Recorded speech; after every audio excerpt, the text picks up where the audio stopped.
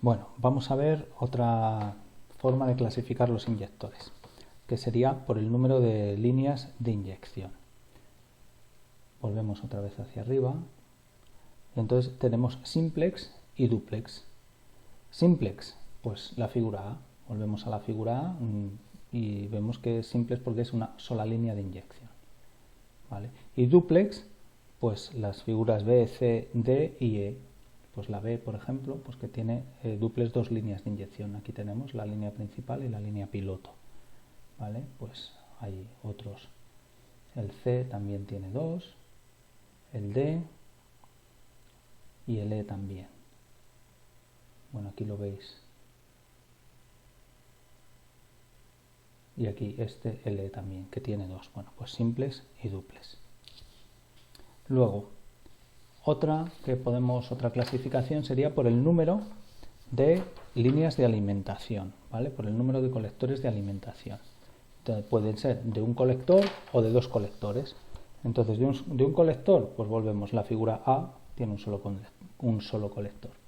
La figura C, a ver, que la C es esta, también tiene un solo colector.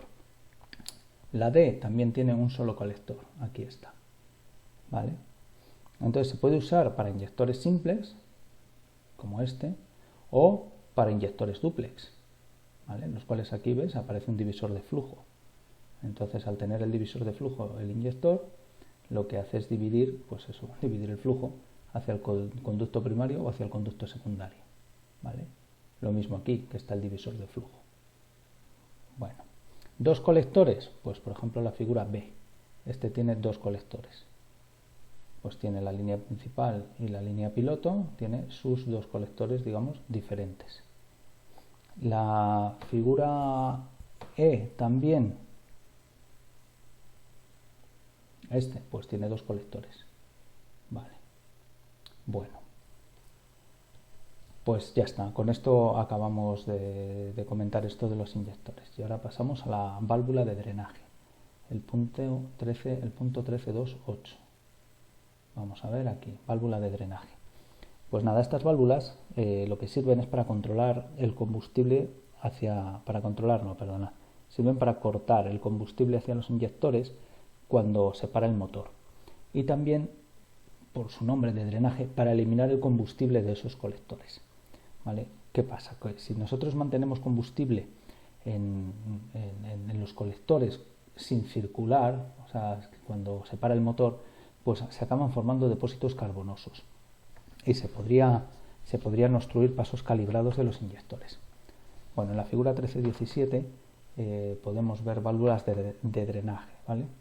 En los sistemas que tienen dos colectores, haceros a la idea, dos líneas, es que son dos colectores que alimentan bien al mismo inyector o bien a inyectores diferentes, ¿vale? Bueno, pues en sistemas que utilizan estos dos colectores es frecuente utilizar las denominadas válvulas de presurización y drenaje.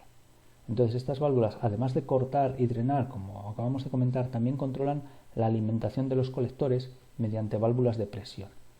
Es decir, que cuando hay una mayor demanda de potencia, pues la subida de presión del combustible abre una válvula que da acceso al segundo colector.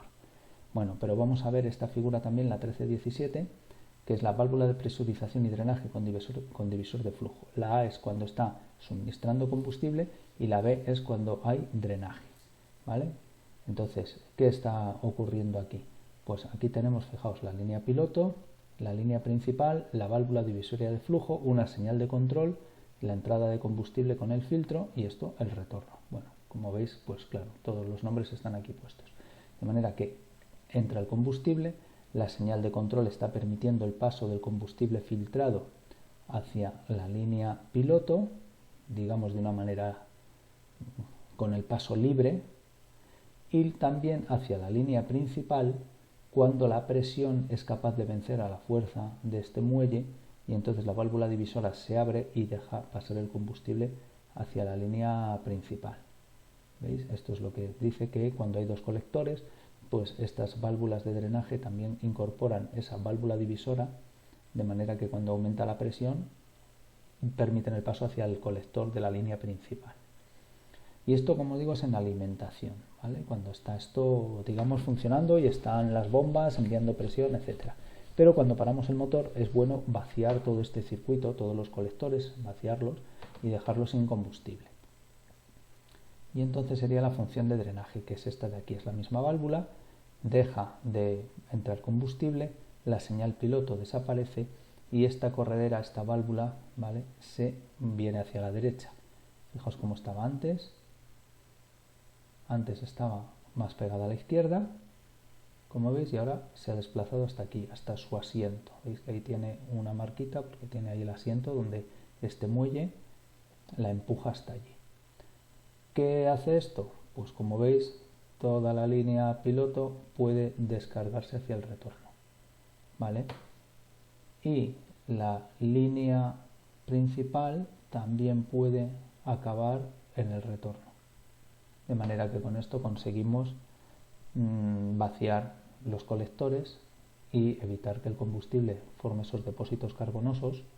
Fijaos que el combustible, esos son hidrocarburos, tiene carbono y entonces acaba formando pues partículas, lo que llamamos las partículas, que tantos problemas están dando la contaminación atmosférica, pues son esas partículas de hollín, no deja de ser eso, depósitos carbonosos. Bueno, los depósitos es si se quedaran depositados en las paredes o en donde quedaran, pero eso que tienen carbono. Muy bien, vamos al punto 13.3, control del sistema de combustible. Bien, pues como hemos comentado antes, la HMU ajusta la cantidad de combustible que se envía a los inyectores. Y además, también lo hemos visto, controla el uso de combustible para otras aplicaciones como era la refrigeración del aceite del IDG que veíamos antes, ¿verdad? También controla la actuación de las válvulas de sangrado, también los álabes variables, los álabes de geometría variable que veíamos del compresor, en otros temas, etc. Y dentro de la unidad hidromecánica encontramos la unidad de medida y la unidad de computación. Y entonces eso es lo que vamos a ir viendo ahora. A ver, aquí estaba la unidad de medida y claro, y después vendrá la unidad de computación. Vamos a ver la figura 13.19, a ver si nos ayuda. Va a ser muy bien. Y la 13.19 pues nos hace pues un esquema del funcionamiento de todo esto, ¿eh? Vale, entonces estamos con la unidad de medida, ¿eh? Es la parte que se encarga de determinar el caudal que se envía a los inyectores. Se consigue mediante una válvula medidora de caudal, que es la Fuel Metering Valve, es la FMV, que es la que tenemos aquí. Y esta válvula abre más o menos sección de paso hacia los inyectores. ¿Veis? Entonces aquí está hacia los inyectores, como veis, la válvula de corte de alta, la FMV, la bomba de alta, etcétera. Digo etcétera que lo vamos a ir viendo ahora, ¿vale? Esta válvula medidora está conectada con la palanca de gases. Aquí. ¿Veis? No es un mando directo, sino que el piloto, por decirlo así, regula qué es lo que quiere y a través de una serie de palancas, de muelles, de contrapesos que vamos a ir viendo ahora, pues acaba actuando sobre la válvula medidora para que esta es la que va a dejar pasar una determinada cantidad de combustible hacia los inyectores.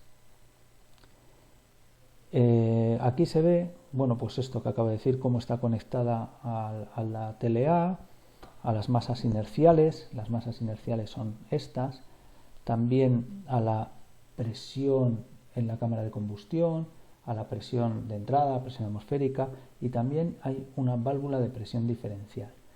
Bien, esta válvula de presión diferencial lo que hace es compensar esas diferencias de presión que hay antes y después. Y compensa eso para conseguir que la única variable que quede para gobernar o para controlar mejor el paso de combustible sea la sección de paso que tenga esta válvula aquí abierto. ¿Por qué lo digo? Porque si volvemos un par de hojas para atrás del libro, aquí en la unidad de medida hay pues unos cuantos cálculos y demás que acaban diciendo que la cantidad de combustible, en este caso pensando en combustible, que pasa por aquí va a depender de esta apertura. Pero claro, también va a depender de la presión que hay aquí y de la presión que hay aquí. De manera que con la misma apertura, si cambiamos las presiones, pues va a cambiar el paso de combustible. Pero si ponemos esta válvula diferencial, esta válvula de presión diferencial aquí, vamos a eliminar ese factor. Por eso está aquí la válvula de presión diferencial en paralelo con la válvula medidora. Eso es lo que nos contaba antes el libro, ¿eh? Entonces, vamos a ver cómo funciona básicamente esto. Mirad, a mayor régimen de giro, las masas centrífugas, estas masas inerciales, masas centrífugas, como queramos decir, porque esto está girando y al girar por fuerza centrífuga tiende a salirse. Y al tender a salirse, tiende a levantar este muelle para arriba. Y al levantar este muelle para arriba, tiende a cerrar un poco el paso de la válvula medidora. A ver, si esto se levanta hacia arriba, la verdad es que aquí no lo acabo de ver perfecto, pero si se levanta para arriba va a ver, o sea, esto va a poder seguir un poquito a la derecha y entonces se va a cerrar un poco la válvula medidora. ¿Y qué pasa? Que va a pasar menos combustible y van a bajar las revoluciones. Es decir, a más revoluciones esto se va a abrir y va a tender a cortar algo el paso de combustible. Mientras que el piloto, con el mando, lo que va a hacer es, cuanto más arriba a esta palanca, más va a presionar para abajo el muelle y por lo tanto va, digamos, a retraer a estas masas. Es decir, cuanto yo, como piloto, más velocidad quiera, voy a obligar a las masas a meterse hacia adentro y abrir el paso de combustible. Es decir, una cosa compensa a la otra. No sé realmente si lo estoy explicando. La cuestión es que al hacer más presión para abajo con el muelle, estamos contrarrestando a la fuerza centrífuga de las revoluciones y por lo tanto haciendo el efecto contrario a lo que he dicho antes de cuando se cogía mucha velocidad se abrían. Pues si coges mucha velocidad y se abren, pero tú lo que quieres es más velocidad, presionas con este muelle y contrarrestas eso, ¿vale? Lo mismo, no se ve muy bien aquí, la presión en la cámara de combustión y la presión entrada son valores que actúan sobre esta palanca y cambian la posición de la válvula medidora, ¿vale? Eso es lo que nos quiere expresar este dibujo. Pues eso, a mayor presión, más aire, y cuanto más aire, más combustible podría quemarse, ¿vale? De manera que si aquí tenemos mayor presión, esto está empujando en definitiva a este brazo hacia la izquierda y estaría abriendo un poquito más el paso de la válvula medidora. Bueno, eso es lo que nos quiere decir aquí. La unidad de computación. La unidad de computación se encarga de adaptar el gasto de combustible a las condiciones de operación del motor y de evitar que se excedan los límites de funcionamiento. La verdad es que con lo que he contado antes lo he mezclado un poco, porque la válvula medidora era esto y la unidad de computación, pues entre otras cosas, está siendo afectada por estas presiones que había aquí, ¿vale? Entonces, ¿qué recibe la unidad de computación? Recibe información de la presión y de la temperatura del aire. Entonces, a menor presión y mayor temperatura tenemos menos oxígeno disponible si pensamos en volumen. Entonces habría que rebajar la cantidad de combustible. Esto se logra mediante estos diafragmas que hemos visto aquí, ¿vale? Que transforma estos cambios de presión en una actuación sobre la FMV. De manera que a menor presión se desplazaría hacia el lado contrario que he comentado antes, cerrando el paso por la FMV, ¿vale? También recibe la unidad de computación, es la presión estática de descarga del compresor, que es la presión a la que entra el aire a la cámara de combustión. Lo mismo lo que he comentado antes, a mayor presión, más oxígeno y por lo tanto se puede inyectar más combustible, ¿vale? También recibe información de la temperatura de los gases de escape, de la EGT. Entonces en la turbina además lo hemos visto que hay termopares que informan de la temperatura. Eso llega a la unidad hidromecánica, donde hay un actuador que limita el gasto de combustible si la temperatura es elevada. Y también la velocidad de rotación. La velocidad de rotación mediante las masas inerciales pues consigue regular esta actuación de la FMV y regular la cantidad de combustible que va hacia los inyectores, ¿vale? Vamos ahora a ver el sistema de combustible de un motor Rolls-Royce. Es la imagen 1320 y el sistema empieza en la válvula de corte de baja presión, donde el combustible es aspirado por la bomba de baja, impulsado a través del intercambiador de calor, un intercambiador de aceite-combustible. El combustible atraviesa el filtro y este filtro tiene una válvula de bypass, de manera que en caso de obstrucción del filtro, pues el combustible sigue circulando a través de la válvula de bypass. Tendríamos combustible sin filtrar, pero seguiríamos teniendo combustible. De ahí que se ponga en paralelo la válvula de bypass. El combustible, una vez calentado, llega a la etapa de alta, la bomba de alta, en la cual hay una válvula de descarga de alta presión. Como veis, retornaría hacia la entrada de la bomba. Y esta bomba de alta presión lo que hace es enviar combustible a alta presión hacia la HMU.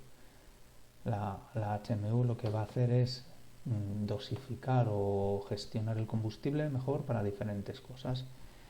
Desde luego para alimentar a los inyectores, ¿vale? A través de la válvula medidora, a través de la válvula de corte y a través del caudalímetro y del filtro de alta presión. Pero también la HMU lo que hace es enviar combustible hacia actuadores que trabajan con combustible, como puedan ser las válvulas de sangrado o los álabes de geometría variable. Por otra parte, el excedente lo devuelve a la aspiración de la bomba de alta en este caso, por este camino. Bien, paralelo a todo esto tenemos las válvulas de drenaje. Bueno, perdón, este no es la válvula, este sería el conducto de drenaje, ¿vale? Y lo que estamos viendo aquí es que cuando queremos evacuar todo el combustible del colector, pues lo que hacemos es, a través de las válvulas de drenaje, vaciar todo el combustible que hay en los colectores. Bien, vamos a ver ahora los combustibles empleados en aviación. Pues, como es lógico, es un elemento fundamental en el funcionamiento del motor, el combustible, claro. Y empezamos viendo las propiedades de los combustibles, que pues realmente pues están bien explicadas en el libro. Es poder calorífico, el calor generado por la combustión de 1 kilogramo de combustible. O viscosidad, que es la dificultad para fluir. La volatilidad, que es la facilidad para vaporizarse con la temperatura. El punto de congelación, pues es la temperatura a la que un líquido pasa a estado sólido cuando va disminuyendo la temperatura. O la temperatura de ignición, que es la temperatura a la que se puede inflamar si hay un punto de ignición, es decir, un foco caliente. ¿Qué temperatura el combustible? Si se encuentra con un foco caliente, con un foco de energía, pues es capaz de inflamarse. La temperatura de autoignición es aquella a la cual el combustible se puede inflamar, pero sin necesidad de que haya un foco de ignición, sin necesidad de un punto caliente, simplemente por encontrarse en una atmósfera con oxígeno a alta temperatura, pues se combina con el oxígeno y se inflama. Los contaminantes, pues los contaminantes son aquellas impurezas que aparecen en el combustible, ¿vale? También los combustibles pues tienen aditivos que lo que permiten es mejorar las características de los combustibles. Entonces, pues tienen montones de aditivos antioxidantes. Pues veréis, la oxidación se ve favorecida por la temperatura y también por la presencia de determinados metales. Entonces hay aditivos que protegen al combustible de esta oxidación. Hay desactivadores metálicos. Pues que reaccionan con los metales. Estos desactivadores reaccionan con los metales y crean compuestos estables y así no afectan al combustible, con esto que acabamos de decir de que favorece la oxidación, esa presencia de metales. También hay inhibidores de la corrosión, pues eso, que protegen a los tanques y a los conductos de la corrosión. O biocidas. Pues los biocidas previenen el crecimiento de seres vivos, de organismos vivos en el combustible que también pueden crecer. O hay inhibidores de la formación de hielo, pues consiguen bajar el punto de congelación del agua. También hay disipadores estáticos que aumentan la conductividad del combustible, y entonces permiten que que se disipe la electricidad estática que se va generando con el movimiento del combustible. Hay aditivos detergentes y dispersantes, pues que reducen los depósitos carbonosos y la suciedad. Bueno, por otra parte están el punto 13.4.3, que son los tipos de combustible. Pues simplemente es irlos viendo. Está el Jet A1, que es el combustible estándar en Europa. Vienen aquí sus características, pues eso, la densidad, el punto de congelación, que es inflamable a temperaturas superiores a 38 grados en presencia de una llama o una chispa, como veis este es el punto de ignición, etcétera. Está el Jet A, que es el estándar en Estados Unidos, pues con sus características, o el Jet B, fijaos que tiene un 30% de queroseno y un 70% de gasolina, etcétera. El TS1, como pone aquí, el estándar en Rusia. También hay combustibles de uso militar, ya veis el JP1, JP3, que es una mezcla de de gasolina y de queroseno.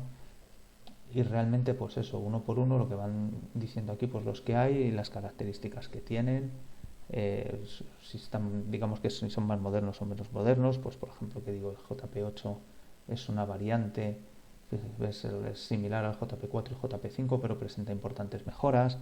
Bueno, y así con cada uno de ellos, la verdad. El JP9 es el combustible utilizado para misiles. Y llegamos al punto 13.4.4, contaminación del combustible. Entonces, bueno, hemos comentado que los combustibles tienen contaminantes y los principales contaminantes del combustible son, pues, la verdad, el agua, los sedimentos y la contaminación biológica. El agua, que viene aquí. Pues el agua puede aparecer por condensación del agua que hay presente en el aire. Es cierto que el combustible pues, puede disolver cierta cantidad de agua.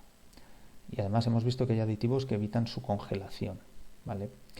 Pero es verdad que, ocurre que puede que no sea capaz de disolver tanta agua como hay, y entonces ese agua no disuelta se va al fondo del depósito, ya que es más densa que el combustible. Y el hecho de que vaya al fondo del depósito, pues hace que se pueda drenar, se puede sacar la parte líquida de abajo de los tanques y drenar el agua.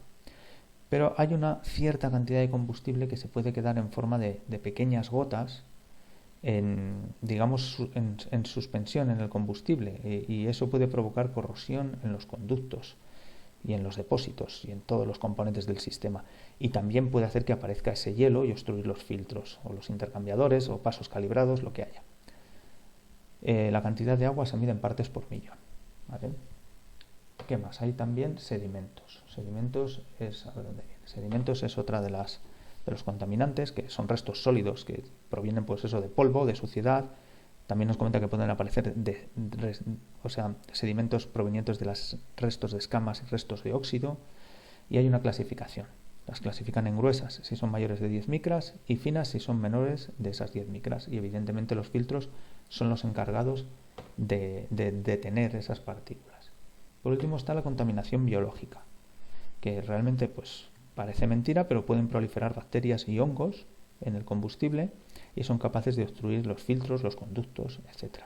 Además, los propios productos de esos seres vivos, sus productos de desecho, ellos producen ácidos que son capaces de corroer ciertos componentes del sistema. Esta contaminación biológica crece sobre todo en la intersección del agua y del combustible. Entonces, esa eliminación del agua reduce radicalmente la contaminación biológica. Por lo tanto, eliminar el agua implica también eliminar la contaminación biológica. Y por último, en el libro, desde la autoevaluación, está la imagen de este sistema de combustible, en el cual pues, sigue siendo esquemático, pero ya están colocadas las piezas en una posición, digamos, similar a la que están en realidad, ¿eh? Pues, no sé, aquí tenemos los actuadores, los inyectores, el filtro de alta presión, el intercambiador de calor, etcétera, ¿vale? Bueno, pues esto sí, es interesante ir viendo este circuito y tratando de seguir sus líneas, sus líneas quiero decir la etapa de alta, la etapa de baja, y ver si lo vamos entendiendo bien. Muy bien, con esto acabamos.